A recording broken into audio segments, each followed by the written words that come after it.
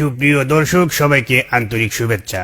শুরু করছি কয়েদিমু টেলিভিশনের সাপ্তাহিক আয়োজন বাংলাদেশ কি বিচিত্র, দেখাবো তার চিত্র। আমাদের আজকের বিষয় 70 গেল 80 গেল, মাগার যৌবন গেল না। এইদিকে আমাদের আজকের আমরা প্রোগ্রাম সাজিয়েছি একজনের বিয়ে নিয়ে। সেটা হচ্ছে, আপনারা সবাই জানেন যে রেলমন্ত্রী কিছুদিন আগে বিয়ে করছে এবং তার বিয়ে নিয়ে আমাদের আজকের অনুষ্ঠান। সুপ্রিয় দর্শক, আপনারা দেখেছেন বাংলাদেশে প্রায় সবগুলো চ্যানেল তার বিয়ের গায়ে হলুদকে লাইভ করছে। আমরা কয়েদিমু টেলিভিশন চেষ্টা করছিলাম তার ভাস্করকে লাইভ করতে, কিন্তু উনি লজ্জায় দিলেন না। যাগুয়া স্বামী দিকে আগুয়া, আমরা চলে যাচ্ছি আমাদের প্রোগ্রামের ভিতরে।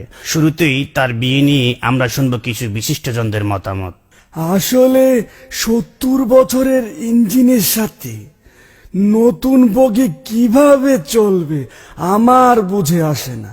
তবে হ্যাঁ, যেহেতু ইঞ্জিনের সাথে বগি লেগেছে, ভালো চলুক, এটা আমরা সবাই চাই। তবে হ্যাঁ, পদ্মা সেতু কিন্তু হবেই।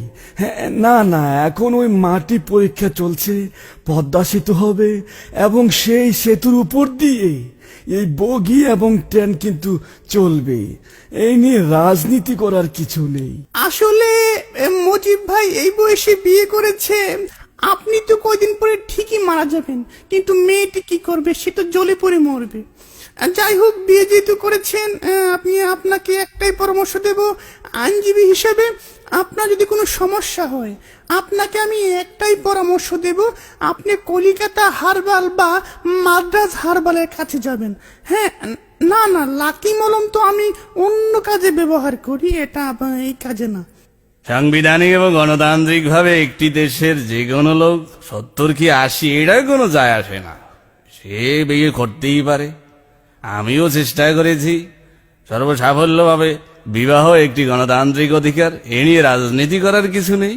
রেলমন্ত্রী থাকা অবস্থায় আমিও চেষ্টা করেছি, কালো বিড়াল বের হয়ে আসছে, কিছু করার নেই। প্রিয় দেশবাসী, আপনারা দেখেছেন এই সরকার কি করেছে।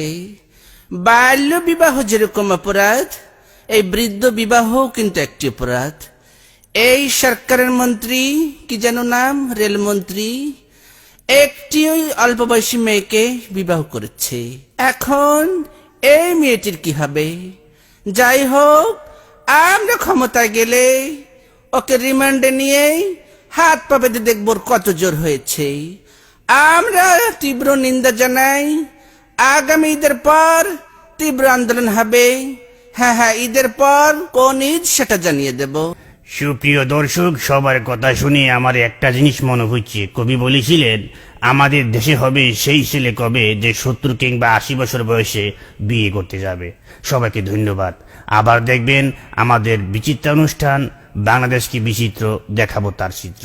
আজকের মতো এখানে বিদায় নিচ্ছি, ধন্যবাদ। কয়েদিমু টেলিভিশন একটি দীর্ঘমেয়াদী অস্থায়ী চ্যানেল।